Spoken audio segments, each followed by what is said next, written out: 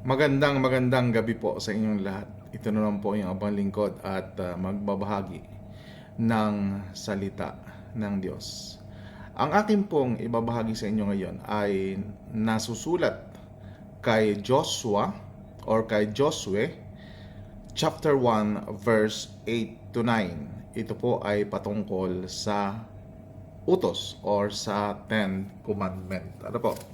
Again, Josue chapter 1 verse 8 to 9. Ito po ang pagkakasabi dito.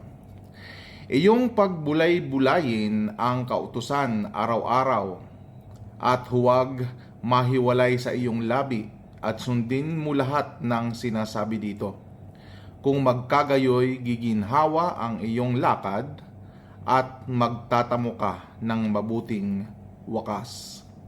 Ikaw ay magpakalakas at magpakatapang ng mabuti. Huwag kang matakot ni Mang Lupaypay, sapagat ako na iyong Diyos ay sa iyo saan ka man pumaroon.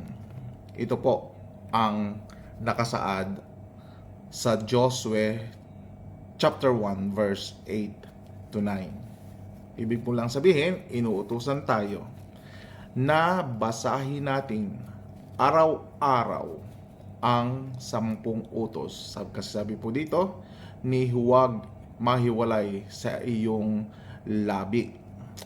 So ito po ang hinihiling sa atin ng Diyos.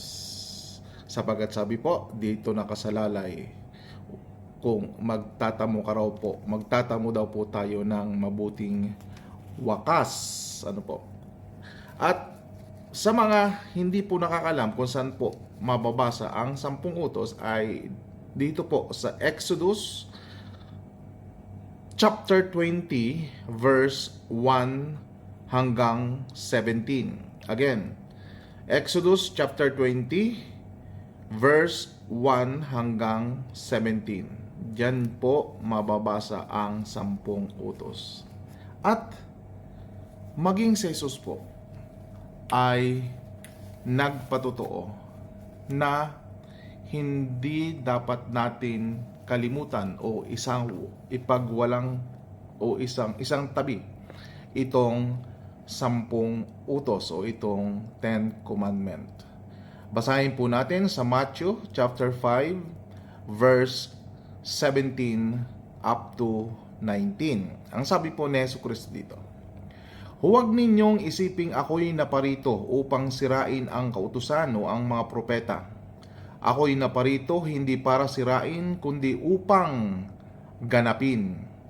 Sapagkat hanggang sa mawala ang langit at ang lupa, ang isang tuldok o isang kudlit sa anumang paraan ay hindi mawawala sa kautusan hanggang sa maganap ang lahat ng bagay. Ito ang babala ni Jesus.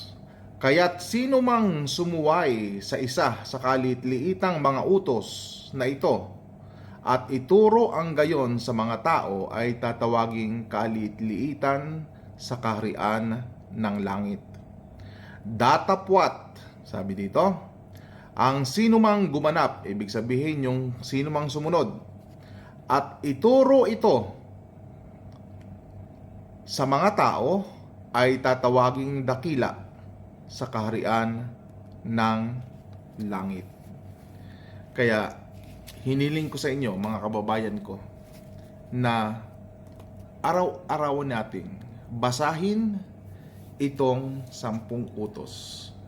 At mas maganda nga kung halos masaulo na natin itong 10 utos upang kumbaga ito ang maging guide natin na tayo ay talagang sumusunod sa utos ng Diyos.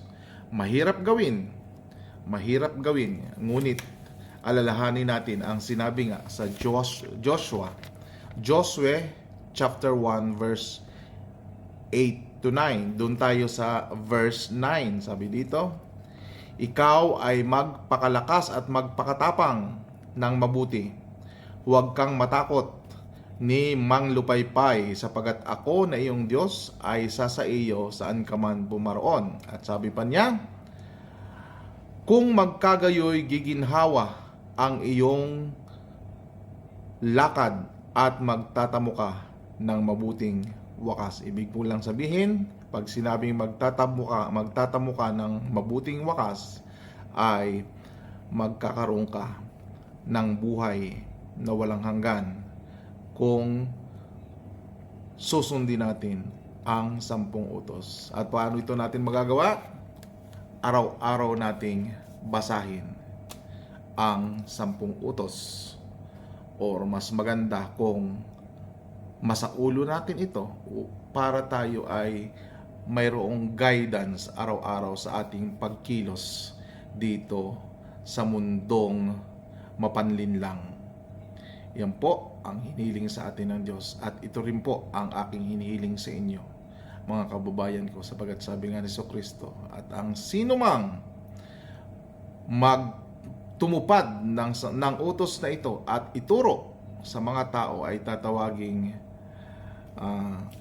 sabi dito ay tatawaging dakila sa kaharian ng langit.